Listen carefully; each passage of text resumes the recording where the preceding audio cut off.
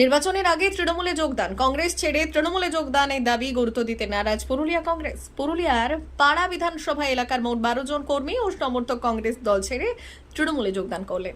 জেলা সভাপতি রাজীব লোচন সরেনের উপস্থিতিতে রবিবার পুরুলিয়া জেলা তৃণমূল কার্যালয়ে তাদের হাতে দলীয় পতাকা তুলে দিয়ে দলে স্বাগত জানানো হয়।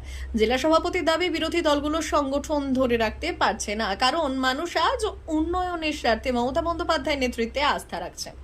যোগদান করলেন আমাদের রিয়াজ আহমেদ সহ আরো 12 জন। কি বলবেন যে একসময় দলে ছিলেন, আবার নতুন দলে যোগদান করা অবশ্যই দলের স্বীকৃতি হওয়া, এটাতে কেমন লাগছে? এবং আগামী দিনে একসাথে কাজ করে পাড়া ব্লকের সমস্ত তৃণমূল কংগ্রেসের সমস্ত কর্মী। এই দিনে যোগদানকে কেন্দ্র করে এলাকায় তৃণমূল কর্মীদের মধ্যে উৎসাহ ছড়িয়ে পড়ে। রাজনৈতিক মহলের মতে এই যোগদান আসন্ন নির্বাচনে তৃণমূলের সংগঠনকে আরও শক্তিশালী করবে এবং কংগ্রেসের অবস্থানকে দুর্বল করবে। যদিও তৃণমূলের এই দাবিকে উড়িয়ে দিয়ে জেলা কংগ্রেস সভাপতি নেপাল মাহাতো জানিয়েছেন, এই বিধানসভা এলাকায় কংগ্রেসের সংগঠনের কোনো ক্ষতি হবে না, পরবর্তী সময়ের অপেক্ষায় থাকা ভালো। আমি আগে টিএমসি ছিলাম অনেকদিন, 7-8 বছর।